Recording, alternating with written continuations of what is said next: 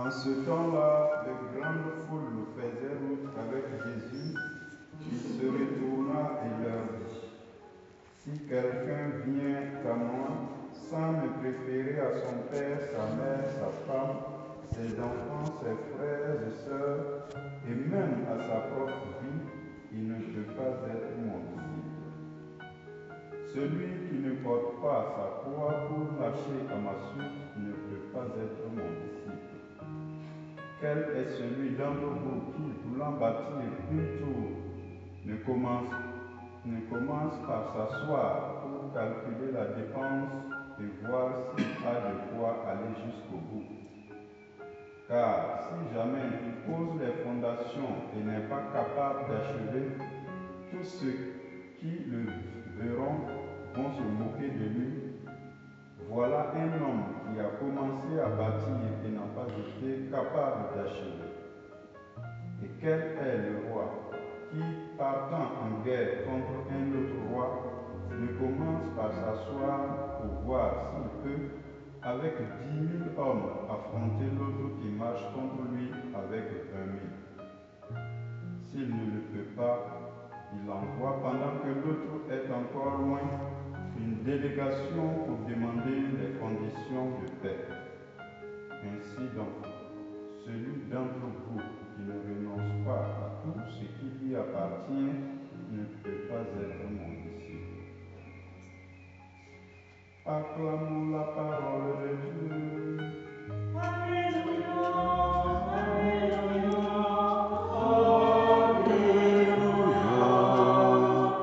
Alléluia, Alléluia.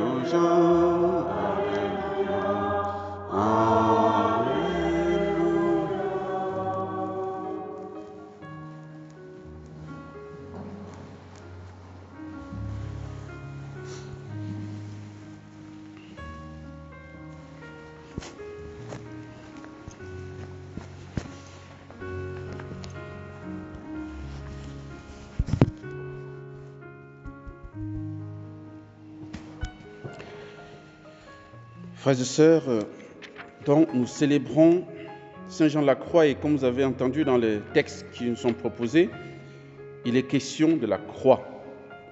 Déjà dans la première lecture avec Saint Paul aux Corinthiens qui nous parle du mystère caché, du langage ou de la sagesse qui n'est pas de l'ordre humain, mais il ne veut rien d'autre connaître comme savoir que Jésus-Christ, ce Messie crucifié. Que ce Messie crucifié. Et ça a été ce que Saint Jean la Croix a vécu tout au long de sa vie. Il a trouvé l'essentiel. L'essentiel, c'est le Christ crucifié. C'est pourquoi je disais qu'il porte bien son nom. C'est quelqu'un qui vraiment était, je ne sais pas comment dire, mais c'était quelqu'un qui avait compris que l'essentiel était Jésus et que toute sa vie devait être au service ou alors, si vous voulez, près de Jésus. Quand il est ordonné prêtre à 25 ans, tout de suite, il veut rentrer dans la grande chartreuse, il veut devenir chartreux. Et c'est en ce moment-là qu'il rencontre Sainte Thérèse d'Avila. Et ça change. Parce que, en fait, il voulait vivre une radicalité de l'évangile. Mais il s'est rendu compte que dans sa communauté, là où il était, en fait, les Carmes à son époque, c'était pas trop ça. Et donc, il voulait donc quelque chose de plus radical, donc il voulait devenir chartreux. Et Sainte Thérèse aussi, de son côté, nous savons qu'elle s'est convertie autour de 38, 39 ans. En fait, elle est convertie, c'est-à-dire que voilà, elle a quitté cette vie ordinaire de vie consacrée un peu doux, un peu sucrée, si on peut dire, pour rentrer dans une radicalité aussi d'une donation de sa vie au Seigneur. Et elle a décidé de réformer le Carmel. Mais elle voulait quelque part un alter ego du côté des hommes pour l'aider, pour que les deux ensemble puissent mener à bien cette réforme. Et donc c'était providentiel que lorsque elle rencontre Jean Lacroix, elle trouve tout de suite en lui l'homme qu'il fallait. Et c'est à la deuxième rencontre qu'elle dit, simplement à la deuxième rencontre, qu'elle dit ce que j'ai dit au début de la messe, que le frère Jean est une des âmes les plus pures que Dieu a pu créer. Donc, Saint Jean Lacroix, par rapport à l'évangile que nous avons compris, que nous avons écouté, est celui qui a pris les paroles du Christ à la lettre. C'est quelqu'un qui a compris qu'il ne faut rien préférer au Christ. Si quelqu'un vient à moi sans me préférer à son père, sa mère, sa femme, ses enfants, ses frères et sœurs, etc., bon, vous voyez bien que c'est élargi, hein, ce n'est pas réservé aux consacrés, puisqu'on parle de femmes et enfants ici. Donc voilà, il n'y a pas de laïcs qui vont dire non, ça c'est pour vous. Non, c'est pour nous tous, c'est tout le monde. Hein? Donc il y a un détachement à avoir. Et c'est ce qu'il a vécu toute sa vie. C'est ça qui fait l'essentiel de sa doctrine. Il dira, par rapport à ça, par rapport au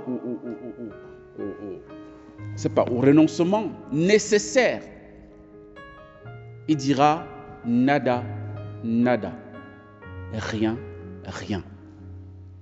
Et il va me dire, pour arriver à goûter tout, veillez à n'avoir le goût de rien. Pour arriver à savoir tout, veillez à ne rien savoir de rien. C'est vraiment sa doctrine, hein, c'est le nada. Nada en espagnol signifie rien en français. Pour arriver à posséder tout, veillez à ne posséder quoi que ce soit de rien. Pour arriver à être tout, veillez à n'être rien en rien. Et par ricochet, il va dire, pour arriver donc à être tout, ou plutôt pour arriver à ce que vous ne goûtez pas, vous ne devez passer par ce que vous ne goûtez pas. Pour arriver à ce que vous ne savez pas, vous devez passer par où vous ne savez pas. Pour arriver à ce que vous ne possédez pas, vous devez passer par où vous ne possédez pas. Pour arriver à ce que vous n'êtes pas, vous devez passer par ce que vous n'êtes pas. Autrement dit, il faudrait que notre philosophie, notre devise soit rien, rien. Notre seul désir, c'est de désirer ce que Dieu veut pour nous. Ça veut dire que si on est ambitieux, ambitieux dans le sens où je veux devenir ceci, je veux être ceci, je veux être cela, ça veut dire qu'on passe à côté de ce que Saint Jean Lacroix nous enseigne et de ce que le Christ nous enseigne, puisque le Christ va dire dans la finale de l'évangile que nous avons entendu, ainsi donc celui d'entre vous qui ne renonce pas à tout ce qui lui appartient, à tout ce qui lui appartient, ne peut pas être mon disciple. C'est pas évident, hein. Je sais que c'est pas évident. Bon, moi le premier bien sûr, hein, c'est pas évident, mais Saint Jean Lacroix nous le dit aujourd'hui. Il nous le rappelle et il a vécu ça. Ça dit que c'est possible. C'est possible si on rentre dedans, avec la grâce de Dieu. Et il dira encore, quand vous vous arrêtez, ce sont les moyens que nous devons prendre pour ne pas permettre de perdre ce tout qui est Dieu, qui est le Christ. Quand vous vous arrêtez à quelque chose, vous cessez de vous abandonner au tout. Vous voyez ce qu'il veut dire? C'est-à-dire que quand nous prenons un moyen pour la fin, c'est-à-dire qu'on s'arrête en chemin. On n'arrive pas. La fin, ce n'est pas notre ambition personnelle. Ce n'est pas notre objectif à atteindre. Ce n'est pas ça la fin.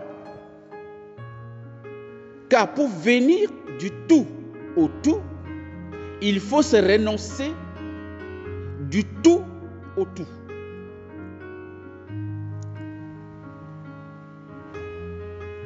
Quand vous viendrez à avoir tout,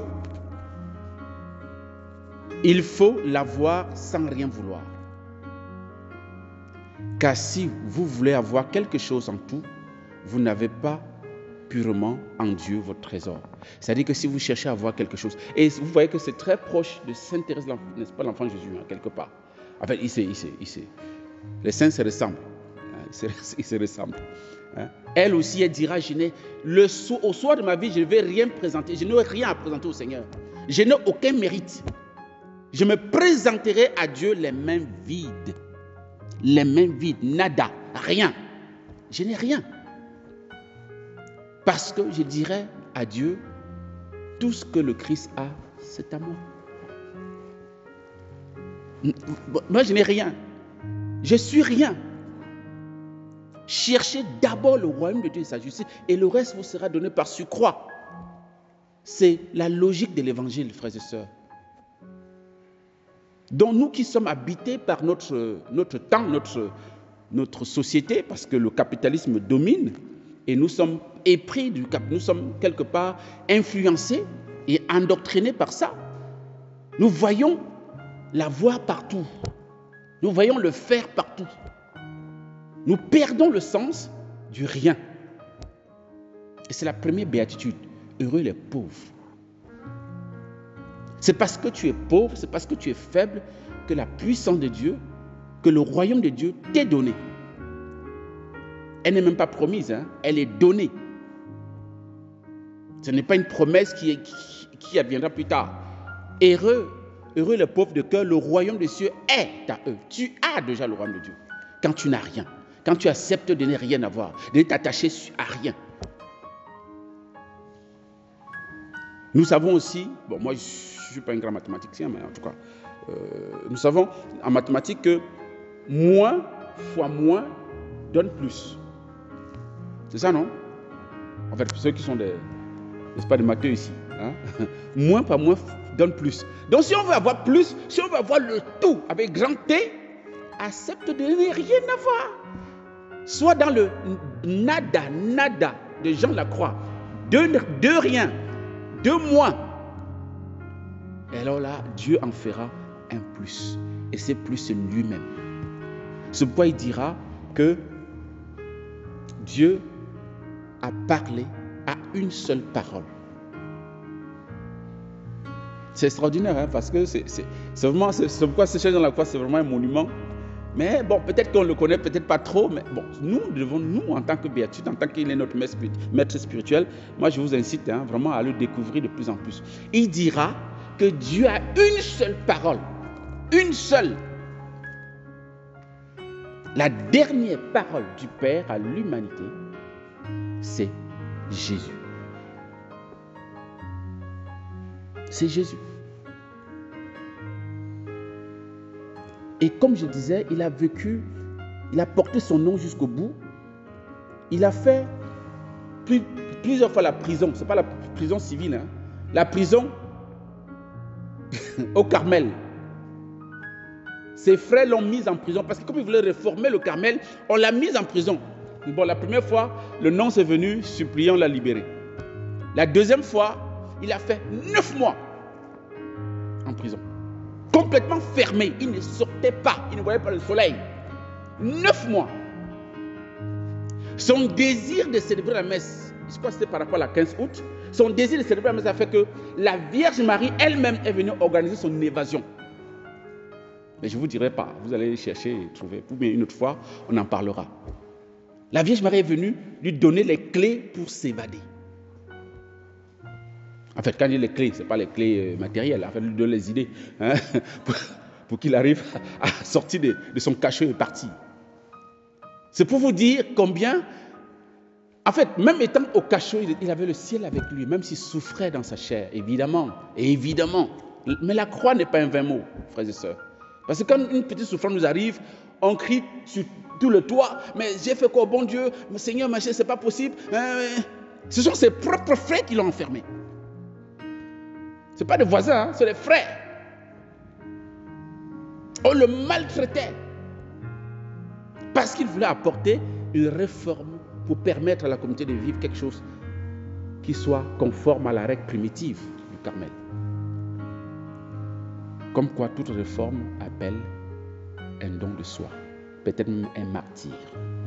Pour que Jésus réforme notre humanité, pour qu'il transforme notre humanité, qu'il sauve notre humanité, il a fallu qu'il meure sur la croix. Pour que Saint Paul aussi puisse évangéliser, étendre le règne de Dieu dans le cœur des hommes, dans les nations, il a fallu qu'il traverse des croix. pour que les apôtres puissent annoncer l'évangile, pour que nous, aujourd'hui, nous puissions croire en Jésus. Il a fallu qu'ils meurent martyrs, la plupart. Sinon quasiment tous. Apprenons-nous aussi, frères et sœurs, à accepter le martyr dans notre vie. Moi, je ne sais pas, il ne faut pas chercher. On n'a pas besoin de chercher d'ailleurs. D'abord, ça arrive. Ça arrive seul. Ça va arriver. Mais quand ça arrive, ne te révolte pas. Demande à Saint Jean la grâce, n'est-ce pas, la grâce de la porter avec amour et d'offrir ça pour le salut de tes frères, pour le salut du monde et pour notre sanctification. Que le Seigneur nous bénisse et nous aide à vivre cela par l'intention de Saint Jean la Croix. Amen.